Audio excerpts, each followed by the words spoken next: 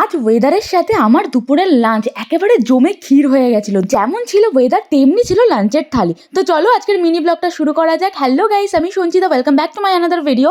তো আজকের সকালটাও কিন্তু আমি রেগুলার মতো কাড়া খেয়ে কিন্তু শুরু করেছি। তারপর মাকে দেখি মা এখানে ইলিশ মাছ ধুচ্ছে সকাল সকাল। মাকে জিজ্ঞেস করতেই মা বলল আজকে সর্ষে ইলিশ রান্না হবে। তো ওটা শোনার পর তো আমি তাড়াতাড়ি করে ব্রেকফাস্ট করে আবার আমি রান্নাঘরে চলে গেছিলাম সর্ষে ইলিশ মা রান্না করবে এটা দেখার জন্য। তারপর রান্নাঘরে গিয়ে দেখি মা আমার জন্য কুলেখাড়ার রস বানাচ্ছে। এই কুলেখাড়ার রস খাওয়া কিন্তু খুব ভালো। যাদের গায়ে রক্ত নেই তারা কিন্তু এই রসটা খেলে রক্ত অনেক বেড়ে যায় শরীরে। তো এই জন্যই কিন্তু আমি ছোটবেলা থেকে খেয়ে আসছি, আমি প্রায় দিনই খাই। তোমরা কারা কারা খাও এই কুলেখাড়ার রস আমাকে অবশ্যই জানিও।